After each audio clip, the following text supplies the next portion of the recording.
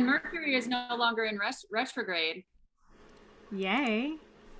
So I buddy up with Mercury. you guys are besties? You and We're Mercury are besties. besties? Yeah, we're pretty good. We're tight. All right, we're live. Hi, everybody. Welcome to Heal Profoundly and Enduringly. I'm your host, Laura Mazzata, and I'm an Akashic healer and alchemist, a Reiki master, and a therapist for 20 years. And I am being joined today by Jen Piceno, the magical priestess and spiritual wealth consciousness coach, and an energy medicine specialist of 30 plus years. And she uses multi-sensory experiences, ancestral healing, my favorite, and channeling the divine to help you bust through restrictions so you can begin the transformation you've been craving in any area of your life. Welcome, Jen. Thank you so much for being here. Oh my goodness, so excited to be here. Thank you, thank you. You're welcome. And today, when we talk on Heal, we really talk about practices that you can tangibly integrate into your life, like things you can actually do once you close this show, whether you're here live or on the replay. So definitely say hello if you're here. Let us know what's coming up for you. We're going to chat back and forth here about all things energy, all things sacred, all of these mystical healing practices that assist us with healing and transformation. So definitely let us know that you're here and say hello. And Jen, can you tell us a little bit about what you mean by sacred and mystical practices to help with healing and transformation? Oh my gosh, how much time do we have? This is like my whole life, right? Is delving into figuring out who I am and how to live life more deliciously so that it can be savored. And everything came through to me just through hard knocks and life experiences and led me to the right teachers and the right places, the right environments, the right circles. But for me, it is living life as everyday ceremony. So that is every action throughout the day and really being intentional with my words and my actions and everything down to the way I drink my coffee and the way I interact with my family and my pets and my friends and so forth. It's very just a way of being intentional. Is probably the first thing that I would say to everybody is how intentional are you? Are we just going through the motions and hustle bustle to from point A to point B, which is how I led my life when I lived in corporate America. It was rush, rush, rush, do, do, do. And then now living more sacredly by noticing everything, having appreciation and gratitude for everything, giving everything a meaning and a richness. And would you say that that slows down the pace? Like, well, this is, I guess, my question for you. I know that one of the reasons that people hesitate to do that and to make everything sacred is because they say, I don't have the time, right? Because of that hustle and bustle. And it's like, well, I don't have the time to pause for myself. So what would you say to somebody who's feeling that way? Is you don't have to add extra time. What I to do is attach the sacredness to something I'm already doing. So instead of it being a habit, it becomes a ritual. Like you're always going to do certain things in your morning routine. So with that, take those habits and layer it with something that is delicious and sacred to you. That could be lighting a candle with your morning coffee or drinking in your affirmations. Or for me, I like to listen to singing bowls in the morning. So it's taking hustling my son to school and giving it another layer and layer of layer that feeds my soul. I'm still doing the other stuff. I'm a busy mom with 2 businesses. So I'm still doing all the doing. I'm just doing it very intentionally so that I'm constantly filling myself back up and I don't allow myself to be depleted, which is what all the busy doing did to me. Yeah, I completely agree. And I love that example too, because for me, one of the things I hate doing is brushing my teeth. I hate it. I don't know why. It just irritates me. And so I've never liked brushing my teeth. And so it's so funny because I'm like, all I need to do is create a ritual around it and then I'm going to enjoy it, right? Exactly. Light a candle. I always put music on when I'm brushing my teeth so that I can like shake my booty while I'm brushing. So that's what I'm going to need a video of that, just so you know. Oh yeah. I do like brushing dance party every single day because I can't stand doing it, but I also adore taking care of my body and being preventive. And so, you know, it's like being able to find those little rituals that we can add in, honestly, what it does is it's loving ourselves, right? It's an act of love to add that in. And so if you're hesitating to do that, it's questioning and asking yourself, you know, where am I resistant to loving myself more deeply? And from resisting the act of having fun. Like the way that you just explained that, bringing that playfulness into everyday life, that raises our frequency so much. It feels good. And it activates that inner muse within us. And from that place, we start creating more freely. And abundance is attracted to that energy. Yeah, and what you just said, creating more freely, that's the thing that blew my mind, right? Which is this concept of, no, I'm too busy, I can't do that. No, I'm too busy, I can't do that, blah, blah, blah, blah, blah. But then once I started these practices and I took those few moments to shake my booty while I was brushing my teeth, or to do this, that, or the other thing for myself, I ended up being able to open up time and space, which, what does that mean? That means that when I am doing whatever it is I need to do for my business or my personal life, that I am so much more focused. Are you freezing or am I freezing? One of us is freezing. You were glitching for a second, but you're normal now. So I don't know if it was your end or my end. I was just watching. Okay, let us know if you guys can see us. But yeah, that's what happens is, like, I'm so much more focused when, and this is very similar to like when people talk about, you know, back when you were in school and taking classes and things like that. And they would say, all right, when you're writing a paper, don't just sit down and bang out the entire paper.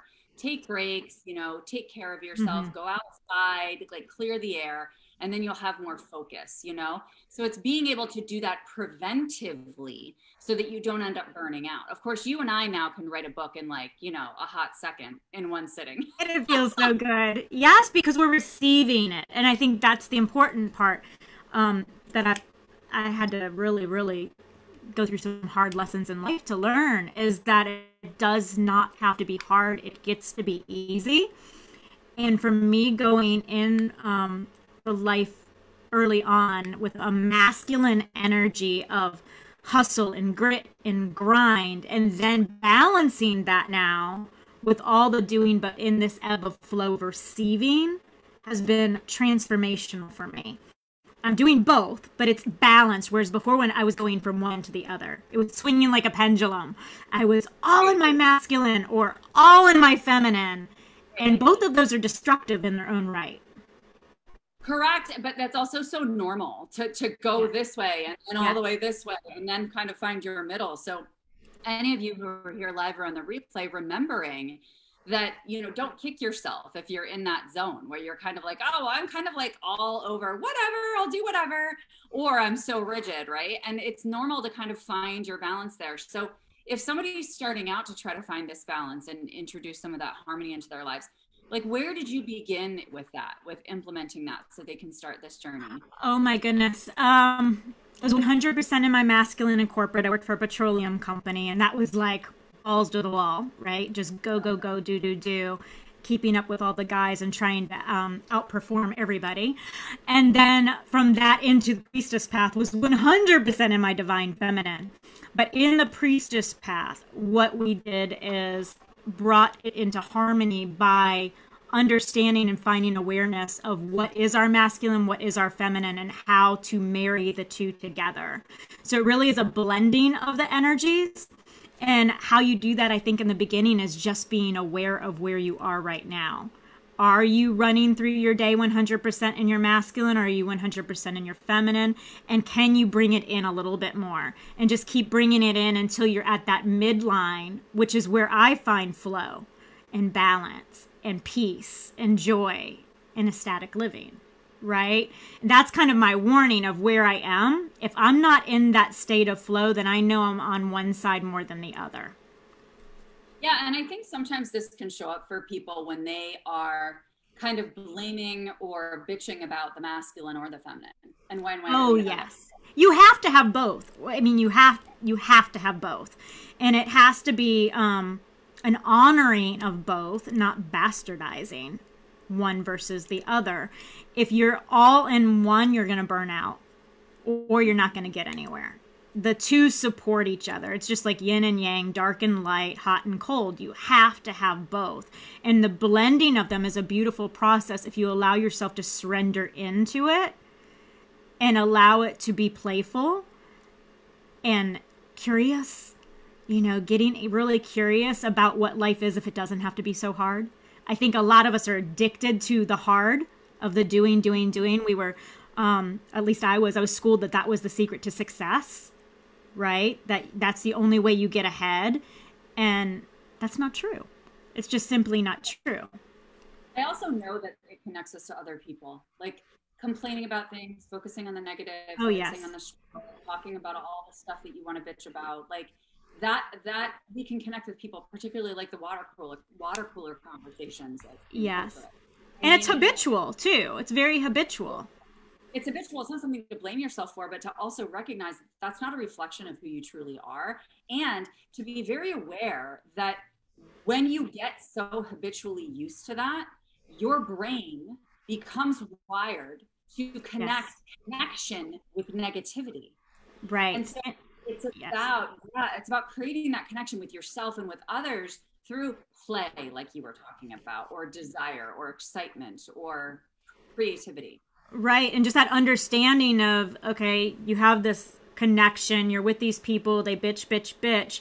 But what does that do to your energy level? If people can start just taking that one little step of finding the awareness of how do I feel before and after that conversation or during that conversation versus when I'm with other people that are talking in terms of positivity and gratitude and the beautiful things that are happening in their life and not all the lack. And the more we talk about the lack, the more lack shows up. We're more aware of the lack. The more we talk about what we have to be grateful for, the more abundance comes into our life with ease and grace.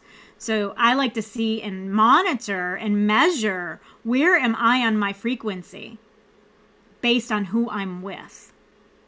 And how do I feel in my physical body? That's important too. Like, what do you feel? Do you feel tight? Do you feel stiff? Do you feel lethargic? Whatever it may be.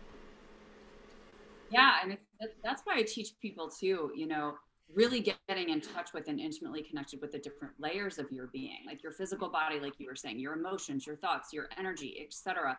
Because the more intimately you know yourself, the more you're going to be able to get those cues that you're talking about, that when you're with other people, you're going to say, oh, I noticed there's a slight tweak here. It's not like, oh, I'm so not in tune with my layers that after this person, I need to get smacked in the face by having like severe chest pain or something like that. You know, you don't want to get to that point. And that's why it's so important to both of us to be able to share these kinds of tools, is for preventive reasons for people, right? Oh, absolutely. Yeah. And it's not just to prevent things from coming in that you don't desire, but also activating your desire. And you're not going to have room to receive all that goodness if you're full of crap. Yeah, if you're carrying around, there's only so much room in the closet, right? And I think that's what happens, is people just collect and accumulate over the years, and they're not shedding it. They're not letting it go. And then they're like, well, why isn't anything good happening to me? It always happens for her or him. But really, you have to be able to let go of the old and change and shift and grow with the seasons. Well, and like you said, to be intentional about it. Yes. You know, intentional about it, because there's a very big difference between me taking a walk to check it off my list and me taking a walk to immerse myself in nature and get connected to the air that's blowing by, the smells that are, you know what I mean? Like, all of that is, it's a very different experience. I'm allowed to take that. I'm able to take that to a much deeper level than just, okay, to get this done so I can check it off my list and say I exercised. Well, it's either just doing something versus receiving it, embracing it, allowing it to enhance your life in a beautiful, magical way, right? And when you're in that space, you can hear and receive spirit in such a beautiful way, especially when you're outdoors in nature. The messages that will come through, the inner knowing that will awaken, everything that stirs within you, if you're doing it from that place of intention. But when you're just walking and trying to squeeze it in between carpool and this and that, and you're almost like this aggressiveness, like I'm going to get it done, it has a very different way of showing up for you. Yeah, I completely agree. Because, you know, It's funny, and I used to feel this way too. Some people resent those things that they quote unquote have to do, right? And Yeah. I shifted my language a long time ago. Instead of, oh, I have to do my books or I have to pay my taxes, I get to. You Yeah. know, I get to, and look at all the benefits that are available to me by being able to make that choice. And look how much this reflects the fact that I can, right? Right. That And even just that little tiny word shift shifts your frequency completely in a different direction. So, what do you think is the one main thing that people need to be able to heal profoundly and enduringly, meaning long lasting? Oh my goodness. Is there one thing? The one thing is believing that you can, I think. Like really believing that it is a possibility, that you are not a cookie cutter version of your family situation or of your trauma or of a scenario that has brought you down to your knees. You choose if you want to heal. And if you believe in that, then anything is possible. But you have to believe. If you don't trust in it and believe in it, then it makes things harder, right? Yeah, and it's so funny because like you know that I've been on my own journey of recovery from sepsis for about 5 years. And oh my gosh, I'm like leagues beyond, leagues beyond anywhere the doctors said I would be, right? Because we are all miracles and we have the ability to change and shift our experience at any moment. And it's funny because way back at the beginning, I would sit there in victim mentality. I would sit there and be like, oh my gosh, like, here we go again. Oh, you know, I start to shake and I'd be like, what's going on, you know? And my mind would go, you And know? it play tricks on you, right? Absolutely. And the fact is that I had evidence to show that I had reason to be concerned, but that was me living in the past and bringing it into the present, you know? And there's a huge difference. And this was, I would say, one of the biggest pieces of shifting my healing journey was being able to say, like, yeah, this is where I am in this moment, but I confidently know and believe, like you said, that I'm going to be fine. I know I'm going to be fine.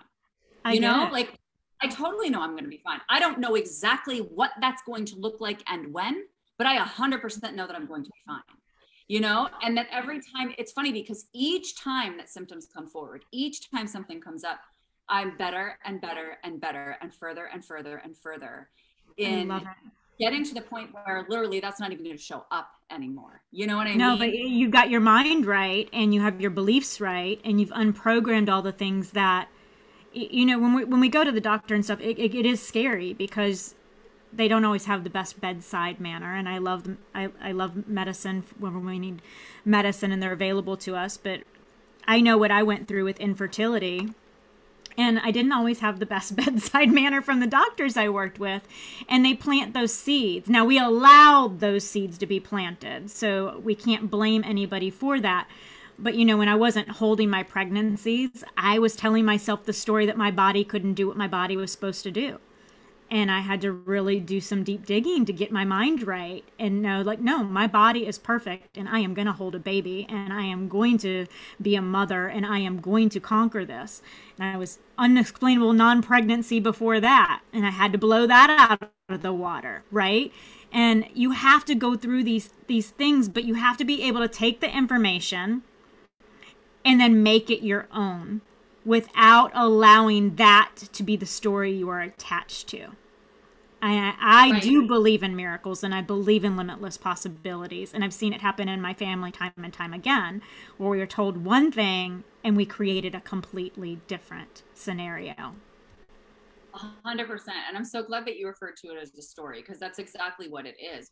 We attach stories to everything, from our morning routine to our relationships to our experiences that we go through every day. And I want to be really clear here that it's not just, oh, okay, I'm going to be great. That's not all it is, because you don't want to spiritually bypass. That's what spiritual bypassing is called, which is like, Correct. all right, I'm just going to tell myself that everything's fabulous, but I'm not really going to deeply believe it. You know, you do need to look at when you say, yeah, I'm going to be great, but there's that part inside of you, either in your body or your emotions or your mind, that say, and kind of tighten up. You do need to turn towards that resistance and, like you said, gather information on it, because you want to learn the lesson that's coming forward from it. Otherwise, you're just going to be like turning on your blinders. Right. You know, no, you need to advocate for yourself, or at least that's how I took it through everything that I went through with fertility. It was like, at first I was just being told that I couldn't have a baby. And then I took it into my own hands and said, no, I'm going to get this information. I'm going to do my own study. I am going to find my own research. And you become an advocate for yourself. And when you do that, or at least when I did that, what happened is I went from being a victim and into a place of being the observer. I gathered the information and I observed and I acted accordingly. And I'm not going to say it was easy, because there was a lot of tears along the way. Yeah. But you learn and you process, and when you look at it from the outside in, it's easier to take that information and shift the story, where it doesn't just start looping in your head as a woe is me. You are able to actually look at it and take the data and find solutions in a very productive way. And at the same time, it took me deeper into my spiritual center. Yeah, and that's exactly, I love the fact that you use the word advocate. And I think that it's so important that people are acting as an advocate for themselves in private. Yes. Advocate for yourself. Be your own best advocate, whether there's people around, whether you have a cause to get noisy about, whether you're pissed off at a doctor or whatever's going on in your life. You know, you don't have to have another party or another institution or scenario to advocate for yourself. Do it for yourself on a daily basis. I do it for myself every morning when I make my lemon water, when I make my tea. And I just said, I am advocating for my health. I am being an advocate for myself in this moment, because my ego might say, screw that. You don't want that this morning. No, right. I'm advocating for me. And so I think it's really important to adopt that role with yourself, because if you do that, it's going to extend in all other areas. Right. And you need to love yourself enough to do that for yourself, just like you would your child. Like, I've had to advocate for my son. We'll go to bat like Mama Bear for our children, right? We need to do it for ourselves too.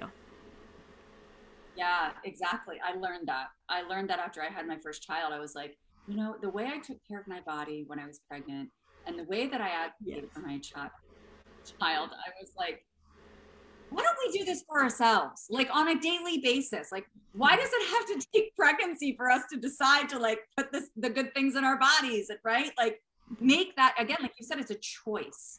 Make that choice for yourself. Go ahead. Well, I think when we're pregnant, at least I was, because it took 10 years to get there. But when you start looking, you start researching about everything in your life. How am I cleaning? What am I eating? What am I inhaling? All of the things become very important, because you are nurturing this thing inside your body. And it should be all the time. It should be. And it can be. It can be. Exactly. Mm-hmm. Exactly. And I tell my clients all the time, I'm like, you know, you don't wait until you're feeling it to do it, right? Yeah.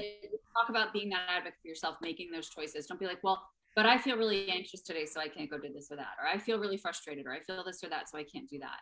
And it's like, actually, you can do all of it. That doesn't mean that you have to show up with the biggest smile on your face, having the best time of your life. It just means show up. Exactly. You know what I mean? That's 80% of it, right? Just show up. Just start acting as if. Acting like you're choosing. Just make the decision. And it doesn't have to be extreme. In fact, I think that people do better when they start small, because it's easier to build the routine and to become an integrated version of this person who actually loves and advocates for themselves, doing those small steps. As long as you're making that next small step forward in the right direction, instead of sitting still, being in a place of pity or victimhood, or going backwards, right? And self-medicating, or whatever the case may be. But as long as we're moving forward, that's something to be celebrated too.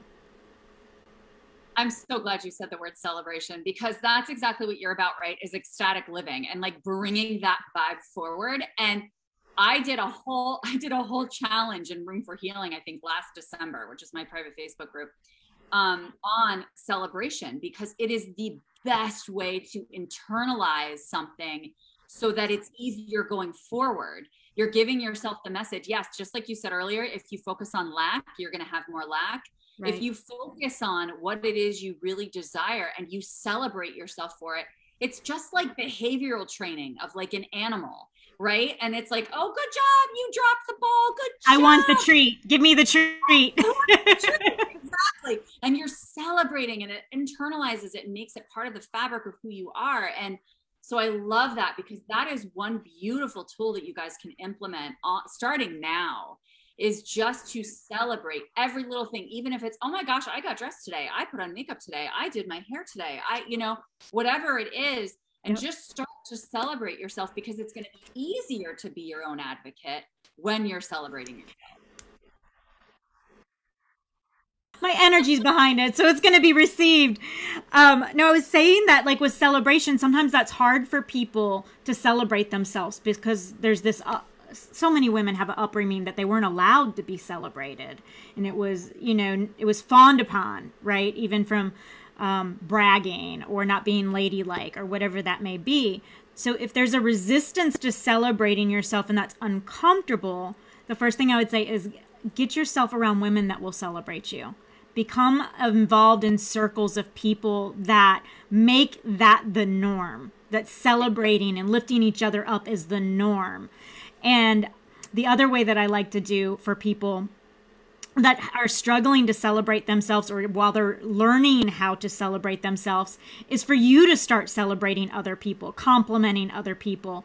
I make a point to, every time I'm in a line at a store, somebody gets complimented, right? That raises frequency, and you have no idea how the smallest little compliment can really impact somebody's day. And the more we do that, I think the more it just becomes natural to the way that we move through life as a human being.